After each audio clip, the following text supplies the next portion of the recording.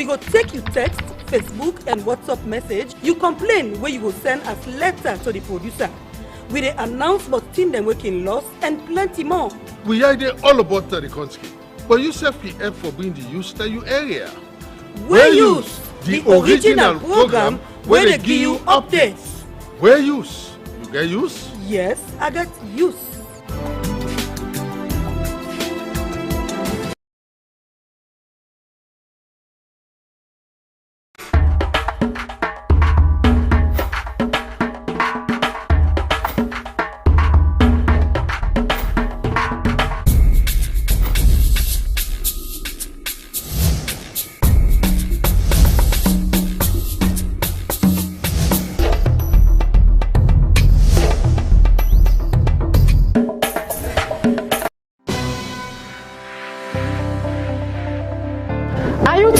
Of watching or listening to uninteresting television channels, then your worries have been addressed, as the SLBC Podium is the answer to your concern.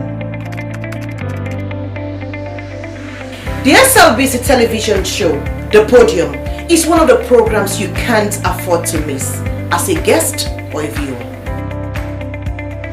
Oh yes, Podium is a show where the mighty and the low will like to sit, because it is a trusted medium to channel your views, concerns and aspirations for Sierra Leone and other happenings around the globe. Podium is where you get breaking news, because everyone wants to talk to us. If you hear it on Podium, ask no further. Don't forget to join us every midday from Monday to Friday as we ask the hard questions that you otherwise would have asked to the newsmakers, the movers and shakers of events. Don't miss the opportunity to be part of Sierra Leone's topmost midday show, The Podium, where the agenda is set for others to follow. Thanks for watching. God bless you. Goodbye.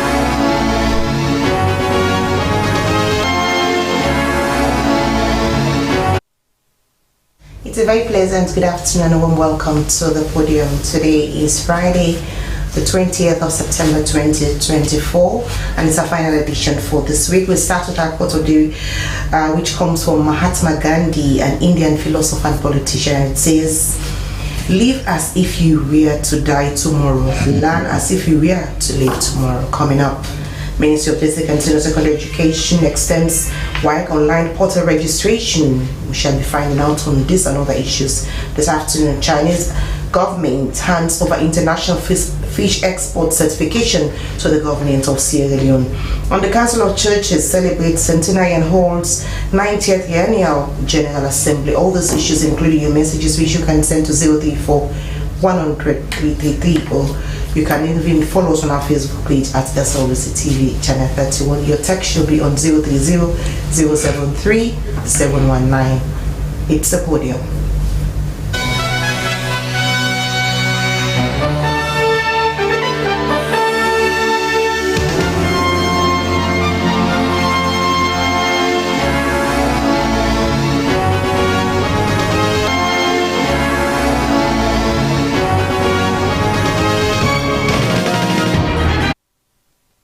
This is the Podium live on the SLBC. Let's move on. I want to welcome the communications manager for the Ministry of Basic and Senior Secondary Education, Augustine Bami Anthony. Good afternoon, Bami. Welcome to the Podium.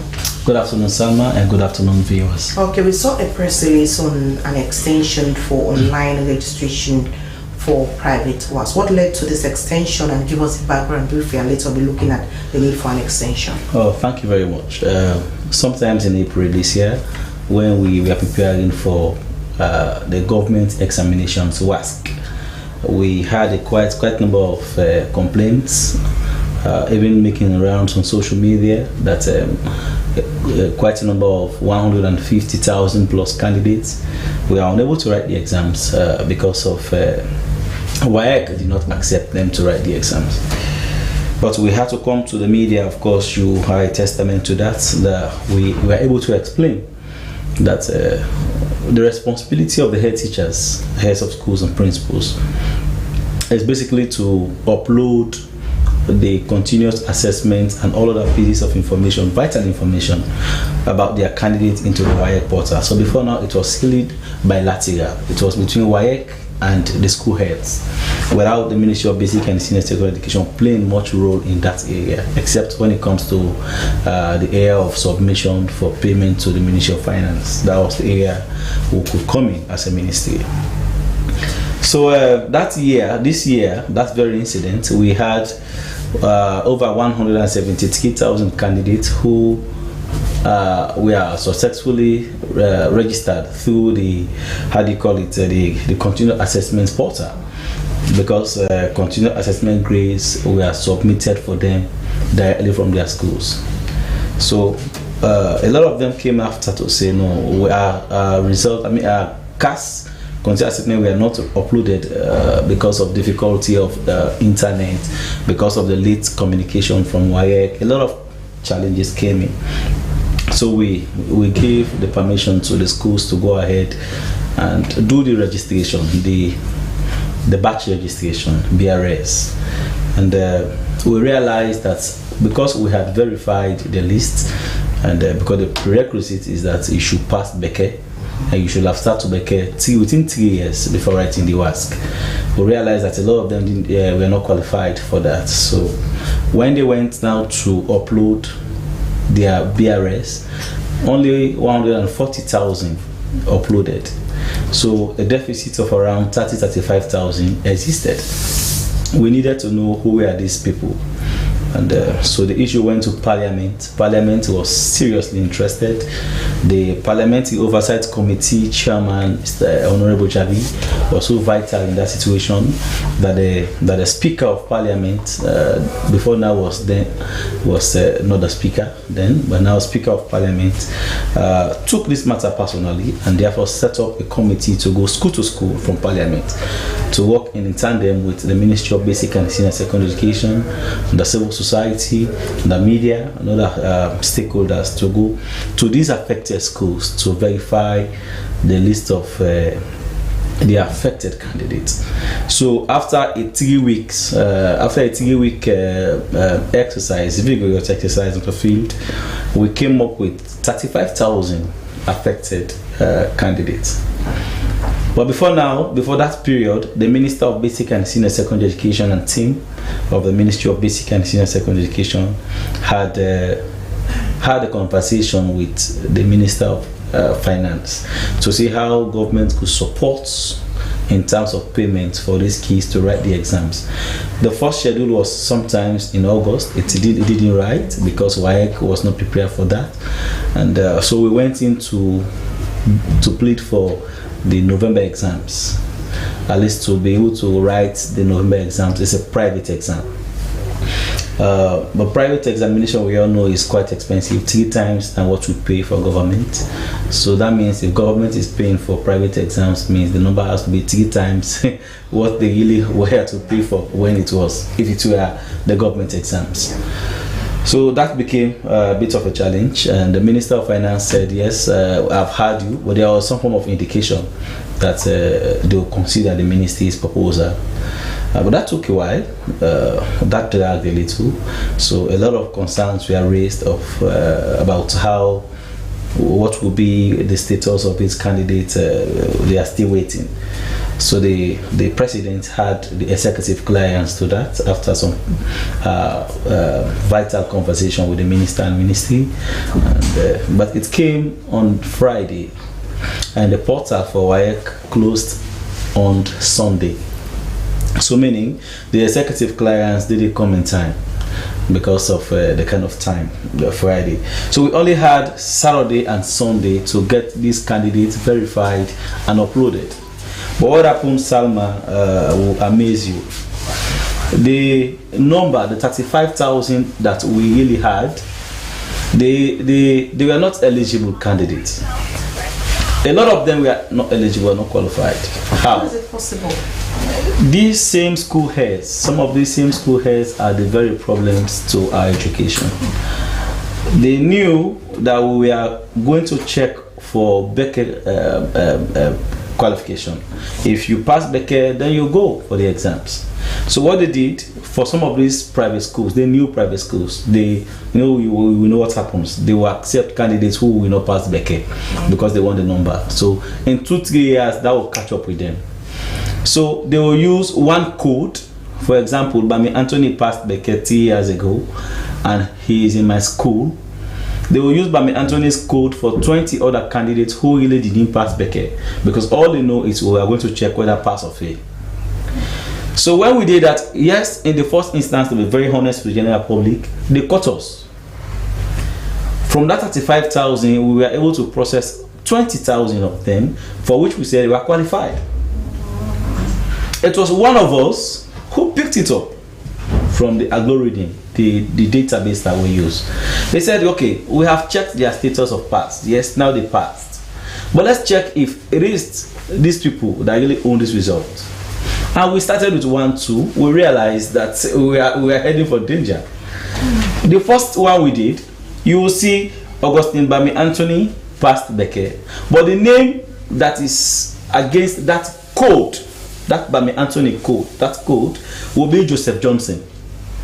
But when you click into the portal of WAEC, the code, my code now, it will come up Bami Anthony. But the name submitted to write the exams is Joseph Johnson. So we realized that for over 20,000 of them, imagine.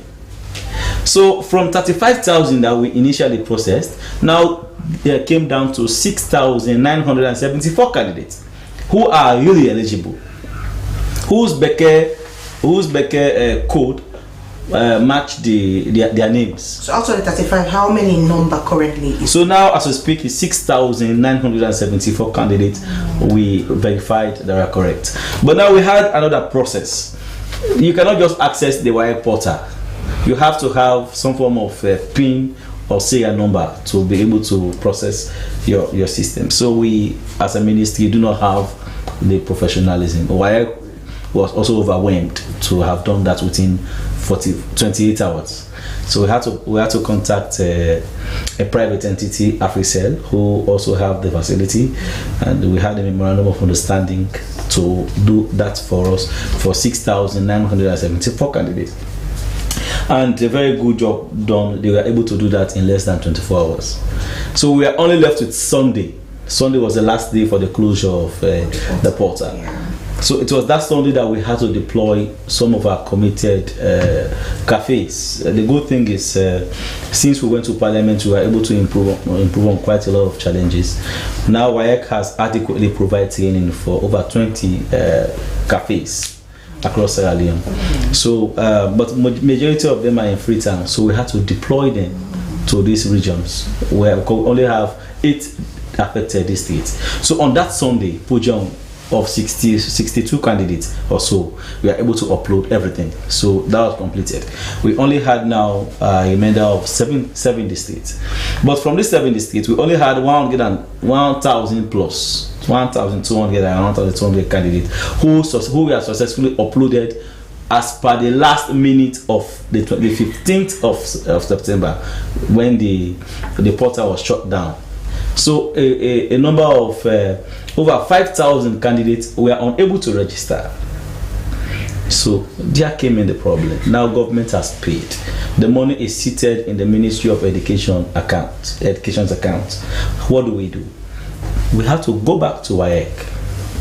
Remember, we have the chairman of WAEC and the vice chairman of WAEC, Sierra Leoneans. By right, we should be serving as examples, not just going to WAEC International pleading for extensions. That is not even good for our leadership. But we are able to persuade, in the interest of patriotism, persuade the chairman and the vice chairman here to talk to the international committee, and they granted us a 3-day extension. And that expired yesterday, midnight, 19th of September, midnight. Salma is unfortunate. Yesterday, 6 o'clock, we had 5 schools that came. Again. Complaining that there are this or that, so these challenges irrelevant. Excuses. So we realized that this candidate they submitted are qualified as per Becker qualification. The heart of the human came in. What do we do for this set of candidates? Over 100 of them. But even in addition to that, the 5,000 that we catered for to go around and do the verification, only around 3,000 to 4,000 that showed up. So we still needed about 2,000 to come complete the process. That's the time we went again to AEC yesterday at around 7-8 o'clock. We again went to AEC at 8 p.m. talking to them for another extension. Sierra Leone is not doing well when it comes to that. Because it appears as if the extensions are going on. So AEC furiously again gave us an extension of 24 hours. But this time, with a very strict warning that nothing else, nothing more. So now it is our responsibility to ensure that all these candidates register and write the exam. So we have also facilitated our personnel from headquarters. They are down the provinces, ensuring that everything happens. The cafes are running. We have ensured that the cafes function as best as possible. So the remaining 2,000 plus the new ones that have just come in are registered. Imagine these new ones we needed to also create pins for them and serial numbers. So we did that overnight. Yesterday we had personnel who worked till 2 o'clock working on these numbers, and that is completed. So the process of uploading is ongoing. My purpose of granting this interview mainly here is to encourage school leaders, parents, the general public. If you have a candidate in SSS3 that was affected by the May-June exams, please let that candidate register today from now to midnight. Else, we'll have to be talking about next year. Government has done its bit. The resources are available. The portal has reopened on ending, as you rightly put it. It is a shame to Sierra Leone, to the Ministry of Basic and Senior Secondary Education, for us always knocking at the doors of WIRE for extension. We have swallowed all that. It is now left with the principals, the parents, and the candidate themselves to ensure that they are registered for the exams by midday today, else it's closed. Okay, let's talk about the initially, like you mentioned, for some of us we covered this story extensively, from those that were affected to the campaign from Parliament, private school, government assisted school. Initially, like you mentioned, it was 35,000, am I correct? You're right. To the screening as a result of CAS, the BRS, many people could not maybe live in clandestine means, and you're able to get the 6,974 as we speak. What happens to the close to 33,000? Because again, these are serious issues. Salma, you're very concerned, and I could see that from me as a parent. If you're not qualified for the exams, you are not qualified. We are not compromising standards at the Ministry of Basic and Senior Secondary Education. We are all aware of the fact that government is paying. In fact, this is very unique this time. Government is paying for private WASC examination, not just for government and government assisted schools, but for private schools that are affected. Because we now have the largest in the Basic and Senior Secondary Education Act to profile reasons why we want to support private schools. The minister can use his office to do that now. Before now, it was not like that. So the minister has leveraged that to ensure that the private schools benefit. Okay, from this payment. From this payment, yeah. All private schools that are affected and are eligible to write the exams are going to benefit from this.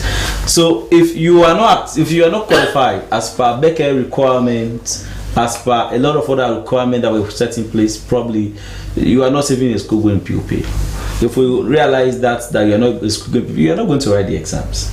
So we have done all this. If you have not been fortunate to be captured as one of the beneficiaries, you are not qualified, then you go find your private WASC exams next year and write. Pay for yourself. So let's talk about lessons learned from this unfortunate, situation, because again, Sierra Leone is serving at a critical or in very strategic position within WAEC. But again, as a nation, you could not misuse that opportunity because you are serving a strategic position. You should be calling the shots.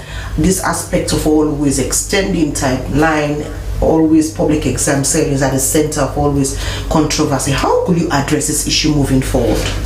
Salma, I want to say this from two folds. The first is my personal view. The CEO, Professor Yotokanu, is one strict disciplinarian. Somebody who has spent her entire life for over 50 years in education as a lecturer at Cambridge, some universities abroad. Let me just name them. She came back to serve her country with that integrity, with that status of showing herself, of being upright. Her hands have been bent severally against her wish. Yesterday, before her taking her phone to call WAEC International, she wept. It was so touching that she was telling me, Bami, I have lost my integrity. I have been the one shouting at the meetings, making strict decisions, and now it is me begging 3 times for one issue. So this is embarrassing. But most of these situations are caused by our teachers, the heads of schools, the principals. Why do you have to, for any reason, use one PIN code for WAEC WAEC candidate, for Beke candidates, for more than 20 candidates? You already know that the PIN code belongs to Bami Anthony. He passed Beke, but 20 other candidates didn't pass Beke. But because they are going to check for their Beke result, you use my code for 20 people. Just for the issue to come back to the Ministry of Education to say we have to beg for extension because we need to verify all these things. And these things have been happening for a very long time. That is just on my own part of the cake. But also as a government, as a nation, we want to compete internationally. These are all the benchmarks people will be looking at. We shouldn't be the ones crying among 5-6 neighboring countries all the time. We have not had, as by what the CEO has been talking, we have not had situations where Nigeria, as big as Nigeria is, calling for extension for upload. Sierra Leone, we are the first people to call. Last year we did it 4 times. This year we did it 6 times. So going forward, we have said this. It is now the responsibility of the Ministry of Basic and Senior Secondary Education to scrutinize every candidate before this candidate is submitted to WAEC for upload for the entries. Before now, we thought some of these principles were very, so to speak, responsible. But they have proved to be otherwise, because they have been used to creating a whole syndicate around making money. Now it is the Ministry of Basic and Senior Secondary Education that will have to verify each and every list. And that list is signed and stamped, sealed, sent to WAEC, sent to the schools. And now you, the head of school, have to go and upload as per that list. And when that list is completed, WAEC has to send back to Ministry of Education to verify whether the list we sent to this particular school was added to or reduced. So we are going to take our position. Okay. Beside the aspect of lessons, let's talk about again the structures, because again, when we spoke to especially schools that were affected by this whole WAEC portal, especially for private schools, the aspect of uploading is a challenge, entry is a challenge, sometimes the portal even to enter a whole lot of problem. Again, the aspect to get effective, structures in place just to avoid what is happening currently. Because again, the portal is a challenge for schools, regardless of all the requirements you are mentioning, for which most private schools claim that they have it. It should be a concern to you as a ministry. Yes, so there is going to be a long-term plan. It's costly, it's painstaking, but we have to do it as a government or as a nation. We have what we call the NIN number, National Identification Number. It is going to be very unique. So if you go through the Basic and Senior Secondary Education Act, you see that a provision is given to the ministry to develop another set of number to be able to trace the performances of our kids. So those numbers are going to be effective. We are going to spend some money on that to ensure that a child that enters today primary 1 will have a number. That number will have to grow within or her till SSS3. So one will be able to know how many kids are in our school exactly, how many eligible candidates are going to write the exams, and this is, for me, is financially beneficial, because if government is paying for over 240,000 candidates for WASC, just WASC examination, but if you go to the schools, you will not even find 200,000 candidates. It's a waste of resources. So for me, is a way of saving money. So this year is going to be the year that we'll have to commence the registration for that, and that is going to be a long time. That is one way we are going to fix it. But most importantly, this year, as a short-term measure, probably going forward, we have said every candidate's continuous assessment have to be uploaded yearly. And this is a very good platform also to let viewers understand that if you are in SSS 2, you are promoted to SSS 2, meaning you have completed 1 year already. So that your SSS 1 grade is going to be used as your continuous assessment and must be uploaded to the WAEC portal at SSS 2. As I speak, the deadline for the year 1's CAS is on the 30th of September. We have announced that, we have communicated that, the correspondences are sent to the principals, they are seated again. And WAEC says, if your CAS 1 is not uploaded, even if you upload year 2, year 3, you'll not be eligible to write the exam. Yeah, we spoke to the WAEC, we mentioned that. So they are seated again. We have made sure we have sent out our officials to go follow up on schools.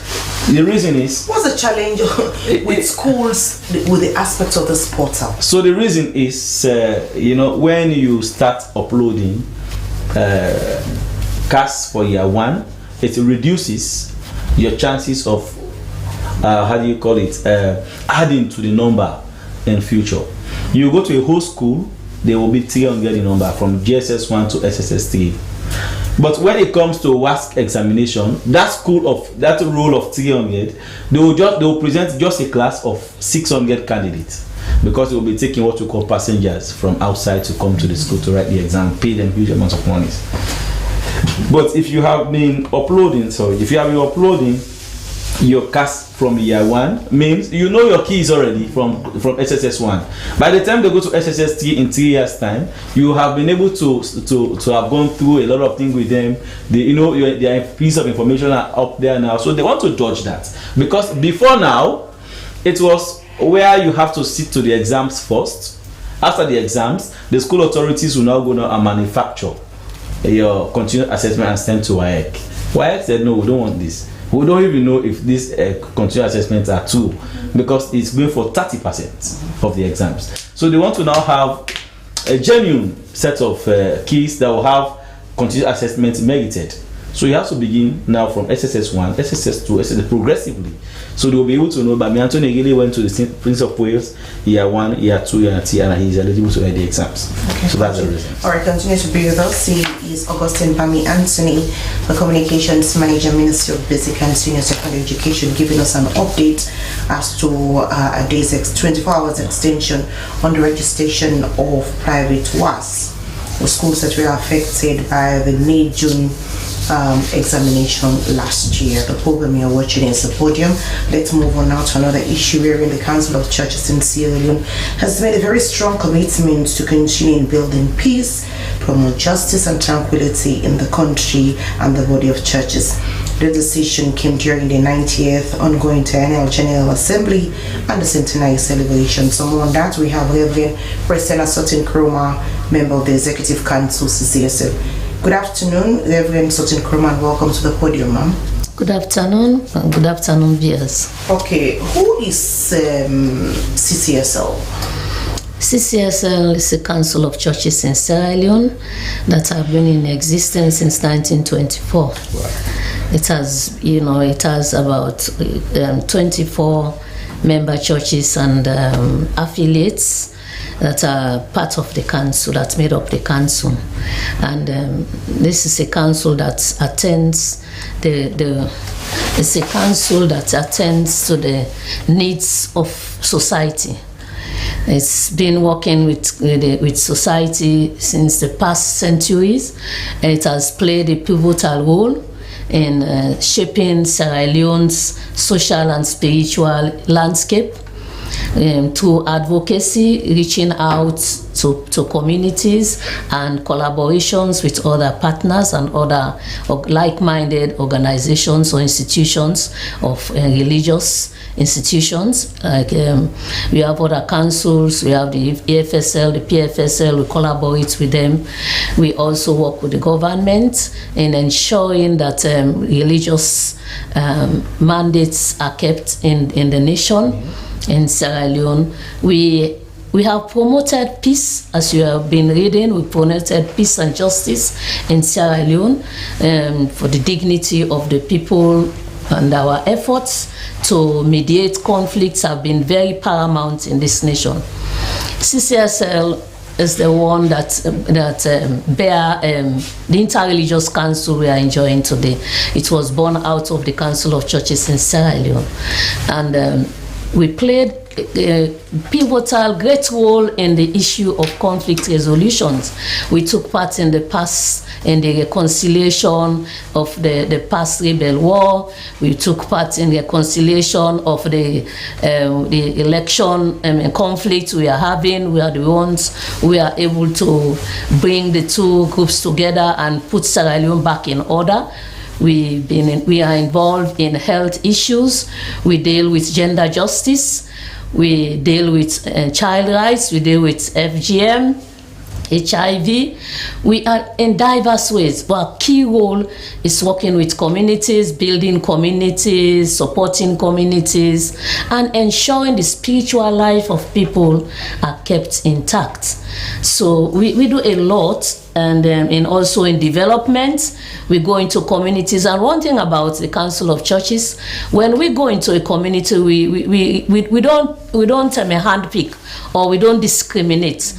As long as you are within that community, whether you are a Muslim, whatever faith you belong, we don't care what your tribe is. We are dealing with communities. It's community development. If it is health, we work with the communities to ensure we put the health issues together. We advocate for what the needs are in agriculture. We also support communities to go into agricultural projects, and we also engage women in self-development, giving them skills for them to be empowered. And the women's wing is so strong in the Council of Churches. We work with all sorts of women. So right now we have a development project that will soon finish in Maboka, where we have a counseling center for vulnerable women who will be violated.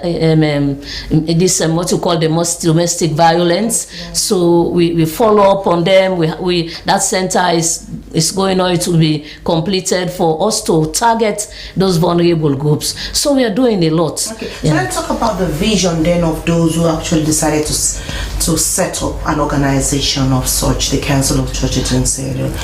Along the line, has that vision eroded, or you still stand by what those founders actually envisioned for a country like Sierra Leone? It has even gone beyond the vision of what the pioneers proposed, or what they put together for the council to stand, and we still stand upon it. And we up till now, imagine 100 years ago, council still maintains its integrity.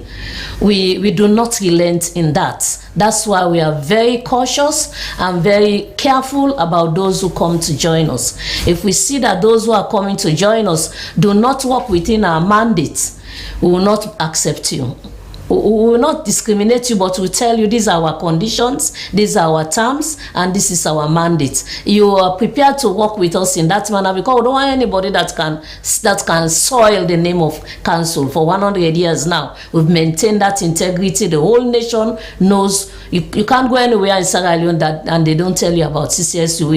We exist in every district. Okay. The Council of Churches in Sierra Leone, if you look at your history, it gave birth to the Interreligious Council of Sierra Leone, a body that many consider as very powerful. Yeah. Because again, Sierra Leone is known for a country religiously it tolerates itself.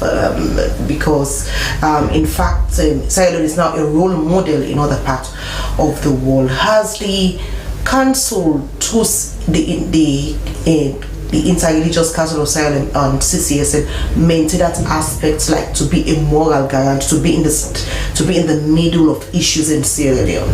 Have you maintained that, or it's also on a crossroad? Many people think. Well, for now, for many years past, we have been in that situation. But you know, as things change and people change, and organization changes, new people come in here, and they are of course they are diverse.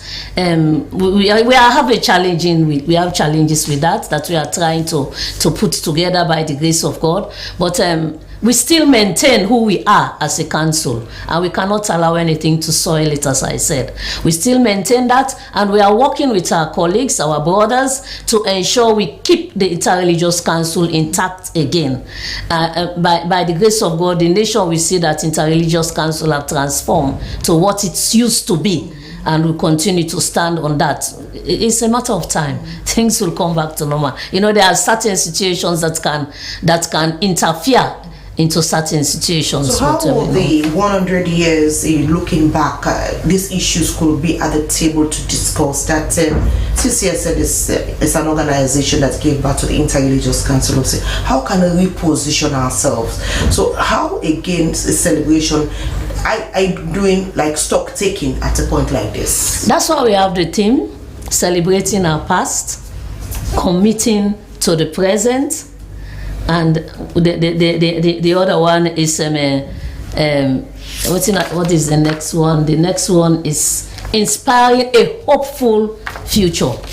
Inspiring a hopeful future. So with this in our hands, we are sure to ensure that things go back to where it will not be 100%, but we are trying to put things to look back. What went wrong?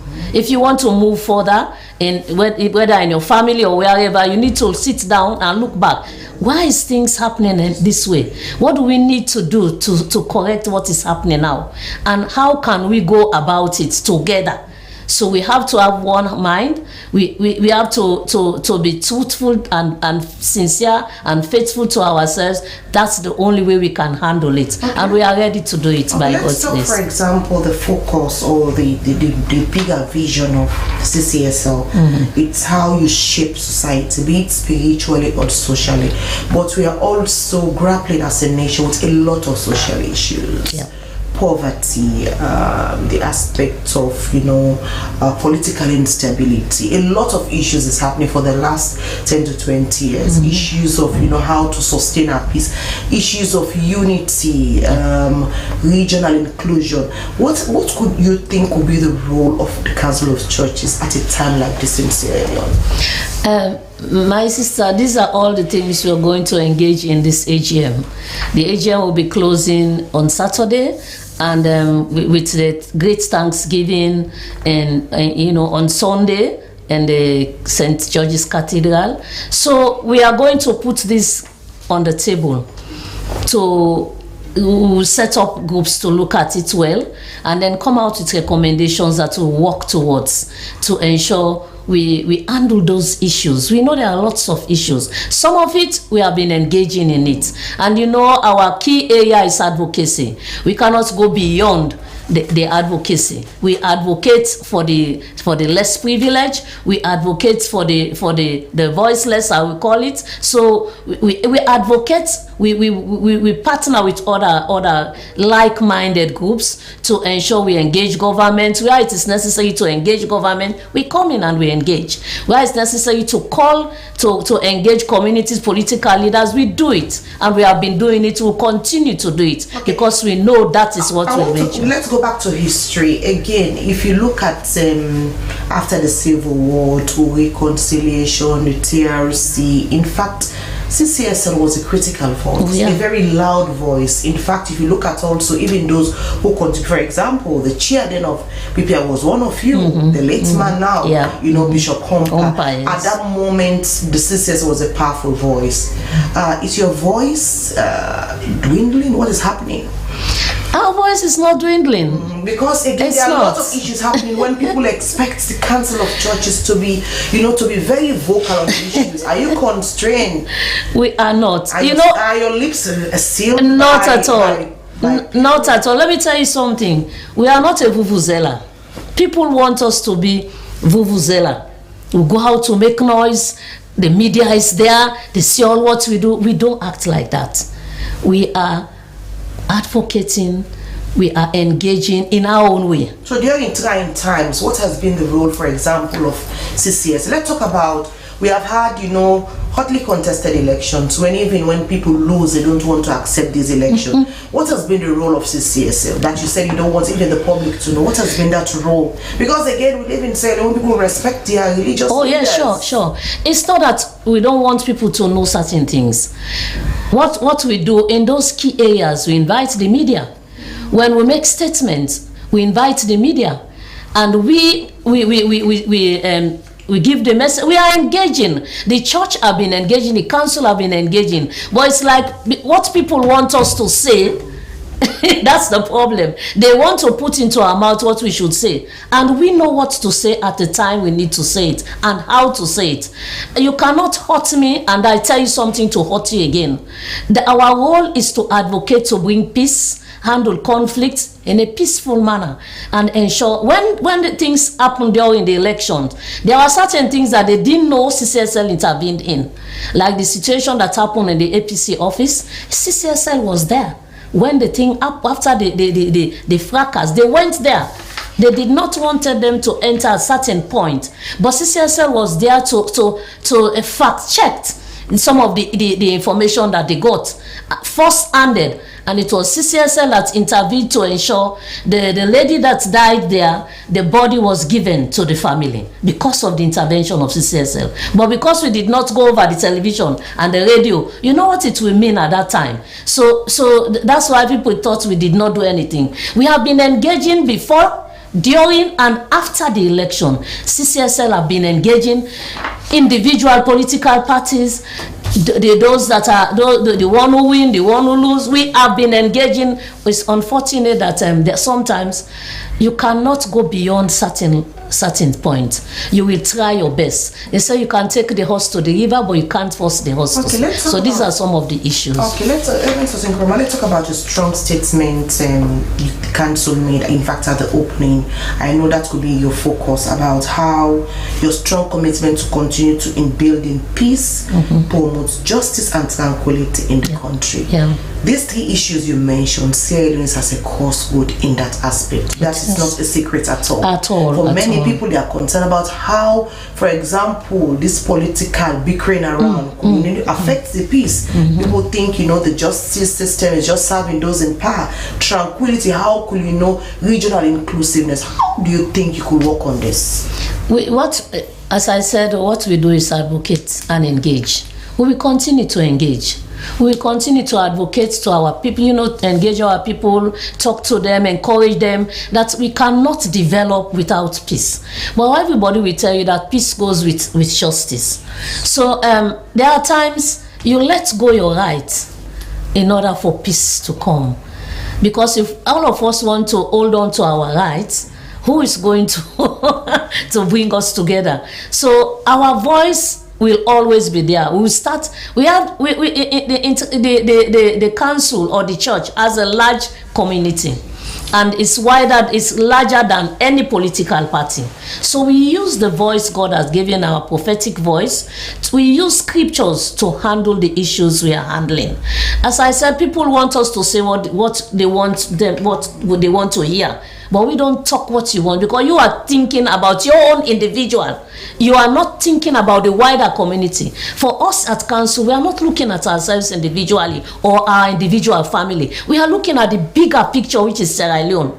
That is what is important to us. We have done it before, and we're going to do it again. We will continue to engage. We will continue to advocate. We will continue to move out, go out, go on the outreach to communities, the stakeholders, engage them. Let's walk the way forward for Sierra Leone to come together again. This is what we'll be doing. Okay, I continue to be with us. Reverend Christina Sutton Kroma, Member Executive Council, CCSL. The program you're watching is the Podium Live on the SLBC. Let's move on now. Still, I have the studios, the Communications Manager, Minister of Basic and Senior Secondary Education, Augustine Bami Anthony. Bami, in as much we are talking about this aspect of the challenges of the portal, let's look at other aspects of, again, schools are now opened, kids are in school, the teachers are also at work. What is happening with this SLT concern about this outstanding third term? What's happening? At which stage are we? It appears to be like a music now. This Salma, I like your passion. You are concerned for the teachers, and so the Ministry of Basic and Senior Secondary Education. Are you not concerned about them? So the Ministry of Basic and Senior Secondary Education. So who could not be concerned? Because we cannot be here. They can't operate without those monies. Without teachers. Yeah. So I want to also be very personal about this. I have been in the classroom for 10 years myself.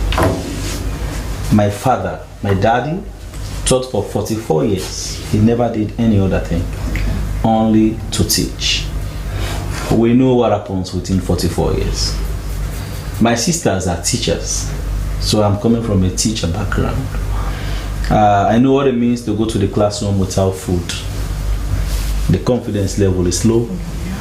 You cannot impact the classroom as much, because you clearly know that if a teacher is well fed and well satisfied, his 1 hour, his or her 1 hour in the classroom will have to translate into a very big thing.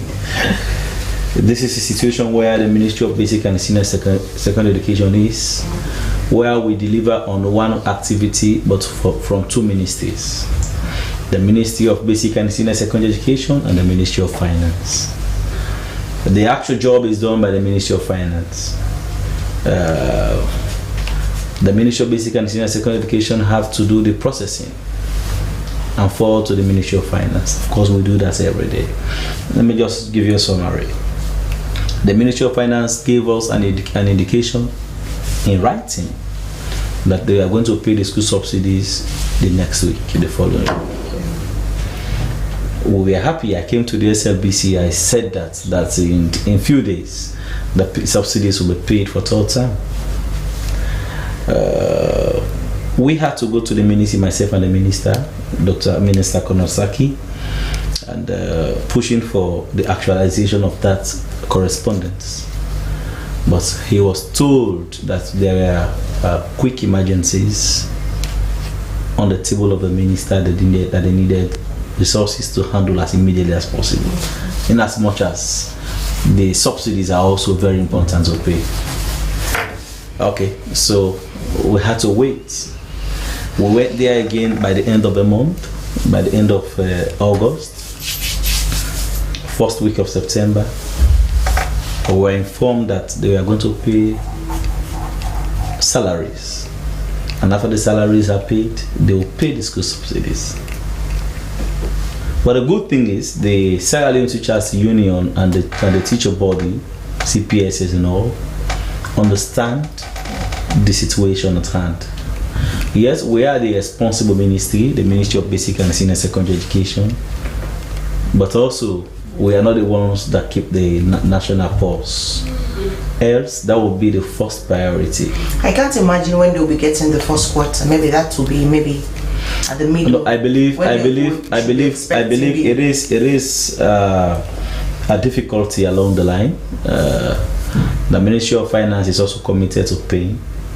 When you talk to the minister, you see the passion that he really is. The free quality education still a priority under this government? It is a priority. Just in black and white. Here is the situation. But not by the resources to actually do the work. Because talking about issues of commitment, just also in black and white, is actually what you do. Here is a situation. Third quarter is yet to be received. Schools are now getting to, in fact, next week is the third week. I know. 21% of the budget is on education. I was going to tell you that education is a very big enterprise. There are a lot of areas that we spend money on at the Ministry of Education that is not just school subsidy. So the school subsidies are important. For example, no, I am talking of the limited resources available at the Ministry of Finance. So why can't those limited resources? So there are times the Ministry of Finance will decide to prioritize payments of teacher salary as per the available resources available. There are times they will say, okay, we'll spend money on payment for school feeding program and let the subsidy wait. There will come a time they will say we have problems with the teaching learning materials. They have worn out. Let's print another 3 million copies and share because this is very essential. Okay. So all these things put together become competing priorities to Ministry of Finance. So how do you expect the heads of schools to operate without subsidy? So in addition to the school subsidy, for example, government also pays money through the free education project that we call performance-based financing. That is far more than the monies government is paying for school subsidy. I am not saying by any means that the school subsidy is not important. Okay, so let's talk. It's a challenge at the moment. I really want to take my time to. This is very complex. There's a situation where my daddy will be looking at me to tell me, "Boy, you keep quiet," because I taught for 44 years. I know what it means. Right. And the situation where Ministry of Finance will be saying, "But we don't have the monies to pay at the moment." So that is where the situation. It appears as if the 21% to education, it's a challenge. So the in fact, it is 22. The 22%, we have to understand. Even the 21%, it is a recurrent 1%. Yes, it is a recurrent budget. Right. It is not just teachers in the classroom. It is what they use to pay lecturers across all universities. I know. That is what they used to pay for. This is same school subsidy. Once it is what they used to pay in the classroom, you expect quality. This is what they pay. If there is a subsidy, what do you expect from the teachers? No, I know. I am not arguing. That's what I'm saying. So let's talk quickly before we round up about also other areas within the year from the MBSSC. Yes. So this year we are concerned as a ministry. We want to, education is a steady progress. You just see the award Sierra Leone won at the global stage, Rising Academy Waterloo, being among the 3rd best schools. When it comes to how you manage crisis in Sierra Leone in education. This was the moment when school, the time of COVID-19. I want to personally give this accolade to the Chief Minister, Dr. David Moninasenge. I remember I was coming here almost every moment to talk about his technological prowess. When the gun of COVID-19 turned to the schools, they were shut down, and the kids were at home. They wanted some form of remote mechanism. He made sure we activated Education Radio to the radio teaching program. We used internet to be teaching kids, and it was this kind of methodology, this innovative type of teaching that Rising Academy captured and built upon. Now we are now competing the whole world. They are taught.